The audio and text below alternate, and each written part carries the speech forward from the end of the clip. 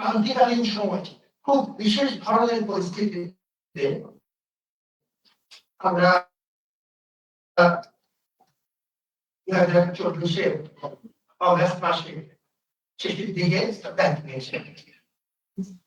খুবই আপদকালীন একটি পরিস্থিতি বিশ্ববিদ্যালয় কার্যত অর্ধ ছিল, একাডেমিক কর্মকাণ্ড বন্ধ ছিল, অনেকগুলো ভাসমান অবস্থায় ছিল এবং প্রশাসনিক কাঠামো অকেজো হয়ে পড়েছে। ওই পরিস্থিতিতে আপনাদেরকে সাথে নিয়ে আমাদের প্রথম কাজ ছিল বিশ্ববিদ্যালয়ের একাডেমিক কাজকর্ম শুরু করা এবং স্থিতিশীল পর্যায়ে নিয়ে যাওয়া। আজকে প্রায় 1.5 বছর পর আপনাদের সবাইকে সাথে নিয়ে আমরা মোটামুটি একটি ভালো অবস্থানে আছি। আপদকালীন পরিস্থিতি দূর হয়েছে এবং বিশ্ববিদ্যালয় সার্বিক একটি ঊর্ধ্বমুখী প্রবণতা এখন অনেক সম্ভাবনা, কিন্তু ওভারঅল একটি ঊর্ধ্বমুখী প্রবণতা সংক্ষেপে দেখা যাচ্ছে। যে আপদকালীন এবং বিশেষ পরিস্থিতিতে আমি দায়িত্ব দিয়েছিলাম, সে আপদকালীন কিংবা বিশেষ পরিস্থিতি এই মুহূর্তে আমরা উত্তরণ করতে পেরেছি আপনাদের সঙ্গে। সুতরাং আমি এখন মনে করছি যে এটি একটি দায়িত্ব পালনের পর্বে আমরা ভালো মধ্যে আছি এবং আমি সরে দাঁড়াই। এখন এই মুহূর্তে আমাদের যেন কোনো শূন্যতা না হয়, ধারাবাহিকভাবে যেন কোনো অসুবিধা না করে, বিশ্ববিদ্যালয়ের স্মুথ ট্রানজিশন দরকার। সেই জন্য আমাকে যদি সরকার মনে করেন, অসুবিধা যদি মনে করেন তার কিছু সময় এই ধারাবাহিকতার মধ্যে হঠাৎ সুন্দর রেজাল্ট না হয় সেই গতিতে যদি তারা কিছু সময় দিতে চান, আমি সেই বিবেচনা করতে রাজি আছি বিশ্ববিদ্যালয়ের ধারাবাহিকতা সাথে। কিন্তু এখন আমরা সারা দেশের মতন আমরা অধীর আগ্রহ অপেক্ষা করছি রাজনৈতিক সরকার, নিয়মিত রাজনৈতিক সরকার দায়িত্ব নেবে এবং আমরা তাদেরকে পূর্ণ সহযোগিতা করব। সুতরাং আমি সরে যাচ্ছি এই কারণে যে আমি একটি বিশেষ পরিস্থিতিতে দায়িত্ব নিয়েছিলাম। এদিকে পুরো সময় আমি নিয়মিত চাকরি মনে করি, দায়িত্বতে আমার কাছে একটা আনন্দের মতো ছিল। আমাকে ছাত্ররা অনুরোধ করে ভালোবেসে এই দায়িত্বটা দিয়েছিলেন। আমাদের মতো তুলনামূলক বিবেচনায় অরাজনৈতিক মানুষদের বাংলাদেশে এই ধরনের পদে আসা খুব কম। আমি এটিকে আল্লাহর রহমত এবং ছাত্রদের মমতার একটু অংশ হিসেবে মনে করেছিলাম। সরকার আমাকে দায়িত্ব দিয়েছেন, আমি যতটুকু পেরেছি আপনাদের সাথে নিয়ে আমরা স্থিতিশীল অবস্থায় এসেছি। আমি শুনে রাখতে চাই যাতে রাজনৈতিক সরকার তার মতো করে তাদের সাহায্য দিতে পারে। সেই ক্ষেত্রে যদি তাদের কোনো আমার সহযোগিতা দরকার হয়, আমি যে কোনো সহযোগিতা। তাহলে ঠিক কি করতে চাচ্ছি আমি রেগুলেশন, আমি যখন অনলাইন রেগুলেশন আছে রেগুলেশন থেকে আমি অব্যাহতি চাইবো এবং আমি আমার যে মূল কাজ শিক্ষকতা প্রধান বিভাগের গ্রেড 1 অধ্যাপক হিসাবে আমি ফেরত যেতে চাই। এরপরে যদি পরিস্থিতিতে যদি অন্য কোনো দায়িত্বের বিষয় থাকে, অন্য কোনো সুযোগ যদি আমি আমাকে আবার দেন, তখন আমি সাথে চিন্তা করবো বিচার। আপাতত অনেকদিন কঠিন পরিশ্রম হয়েছে আপনাদের সবাইকে সাথে নিয়ে। আমি খুব ব্যক্তিগত স্বাচ্ছন্দ্য বোধ করি না, উদয়স্ত পরিশ্রম করেছি আমি এবং আমার টিম সবাইকে সাথে নিয়ে আমরা একটা করতে এসেছি। আমার বিশ্রাম দরকার। আমার এই কথাকেই আমি আপনাদেরকে দেখে বলতে চাইলাম এই কারণে যে আপনারা সর্বক্ষণে আমার সাথে ছিলেন, যে আমার কৃতজ্ঞতা প্রকাশ করি। যে পরিস্থিতি যে বিশ্ববিদ্যালয় ছিল তার সাথে অনেকটুকু উন্নতি হয়েছে। 31শে জানুয়ারি আপনাদের নিশ্চয়ই মনে আছে যে আমরা একটি 1.5 বছরের সালটা মনে করেছিলাম আপনাদের সামনে যে আমরা এখন কি করেছি সেটা আমি পুরো থেকে এসেছি। যেহেতু অনেকক্ষণ অনেক বাকি, কিন্তু একটি বিশ্লেষণ আমরা করেছিলাম আমাদের অঞ্চলগুলো কি মোটা করতে পারলাম তার কিন্তু 3টি উল্লেখ করি, কিন্তু 3টি যদি 1-2-3 বলতে চাই। একটা হচ্ছে গণতান্ত্রিক প্রক্রিয়া সংক্ষেপ করেছে, তার সবচেয়ে বড় উদাহরণ হচ্ছে ডাকসু এবং গণতন্ত্রগুলো কার্যকর আছে। শিক্ষার্থীদের অধিকার মোটামুটি এবং তাদের পক্ষে সম্পূর্ণ আবার রিভার্স করা একদম এটিকে সম্পূর্ণভাবে ইগনোর করা কারণ আছে।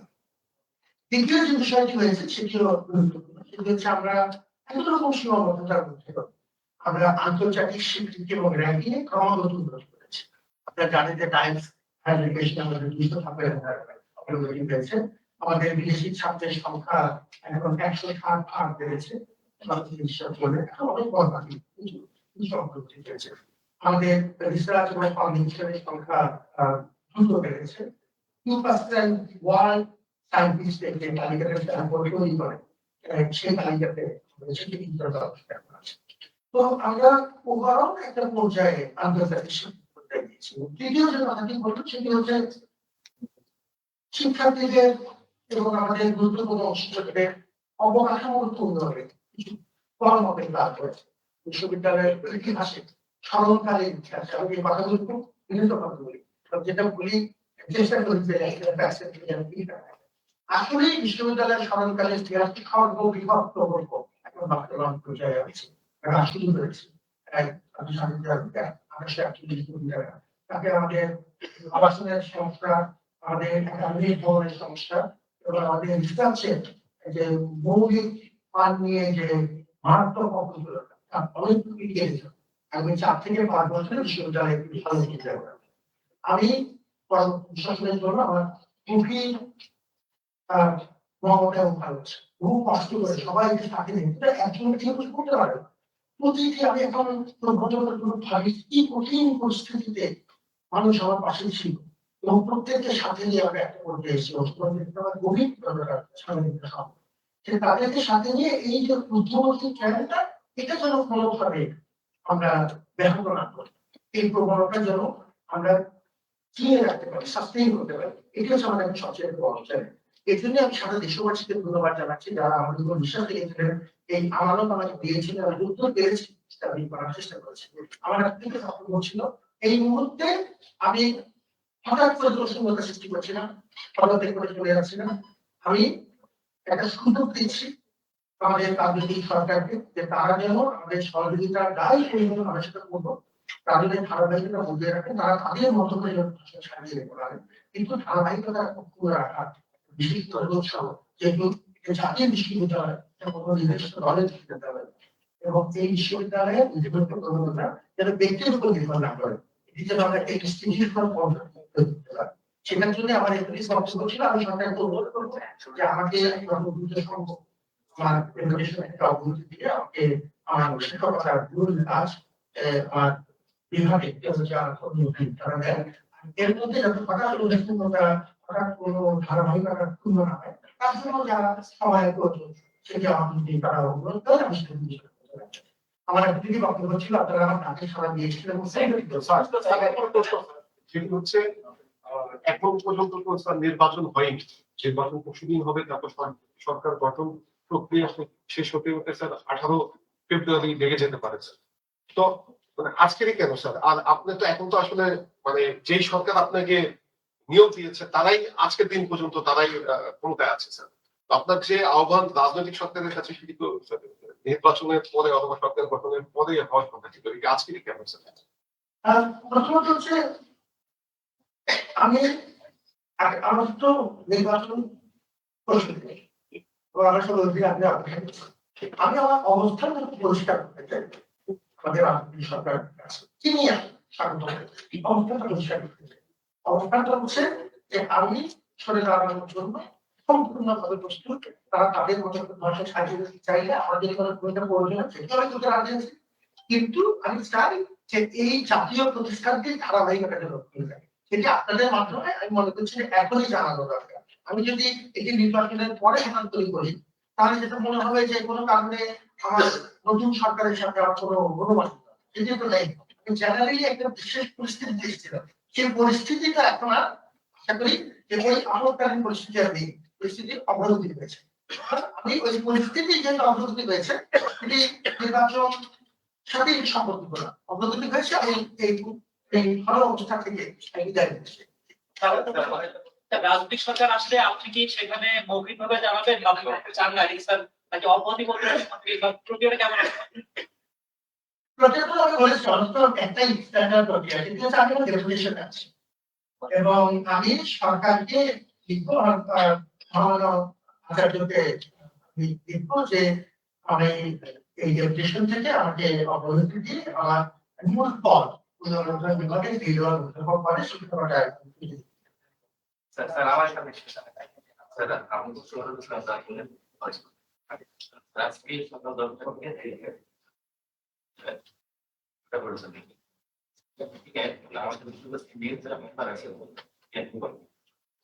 আজকে বিশ্ববিদ্যালয়ে 127 জন কর্মকর্তা কর্মচারীকে একভাবে কর্মরত দেওয়া হচ্ছে সেটা ঢাকা বিশ্ববিদ্যালয়ের কখনো হয় না এরকম ঘটনা তো আমরা যদি তথ্য পেতে এই বিষয়টা আপনি জান নাই কিন্তু সিনিয়র মেম্বারদের একদম চাকরির কারণে আপনাকে করতে বাধ্য হয়েছে এবং এই কারণে আপনি পদত্যাগ কর্মচারীটা হিসেবে নিয়ে আসেন আচ্ছা নিয়ে থাকেন পদত্যাগ করেছেন এটা একান্তই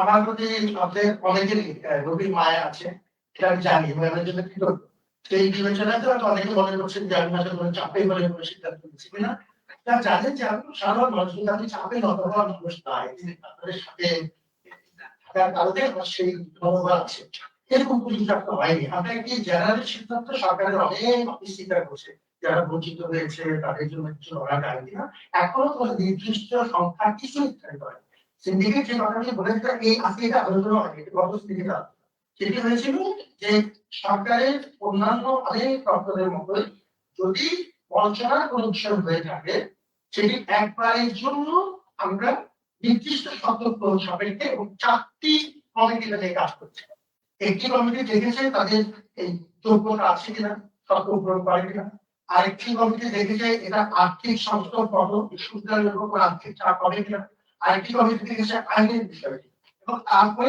সিন্ডিকেটের কাছে যে জেনারেলি একবার এরকম একটা বিবেচনা করা যেতে পারে যদি ওই সমস্ত সংখ্যা থাকে একটি লম্বা প্রক্রিয়া এরপর সিলেকশন বোর্ড হবে সিলেকশন বোর্ড যাচাই করে দেখবেন প্রত্যেকটা কেস আলাদা একটা কাজটারে সবাই একসাথে সুবিধা পাবে এমন বিষয়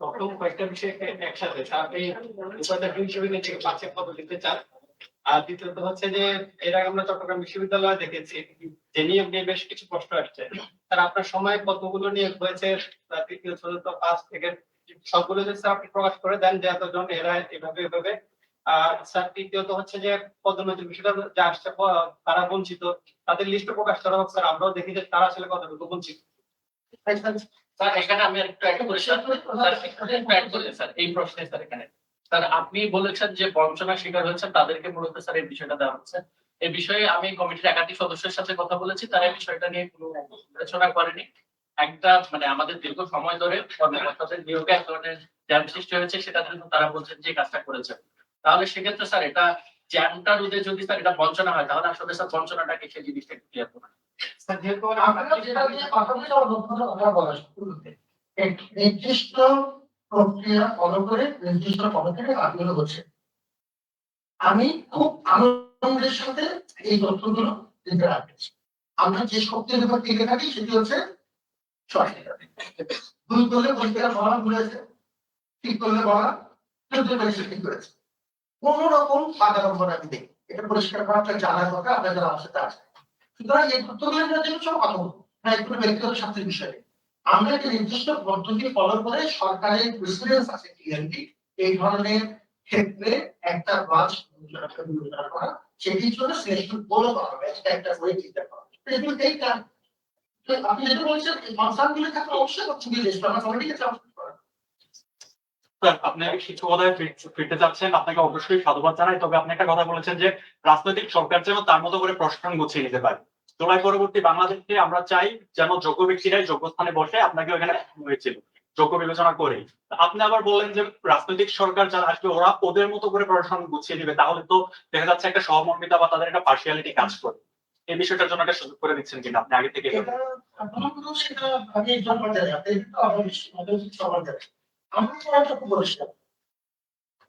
আমি একটা নির্দিষ্ট প্রেক্ষাপটে দায়িত্ব দিয়েছি সেই প্রেক্ষাপটে দায়িত্ব নেওয়ার পরে যতদূর সম্ভব আমরা অগ্রগতি করেছি ওই ক্রান্তিকালীন অবস্থা উন্নতি পেয়েছিল অতএব আমার দায়িত্ব শেষ হয়েছে It was never an employment for me. The position of vice chancellorship was never an employment for me. It was a special responsibility. এবং সেদিকে আমি I treated them this responsibility as a public trust.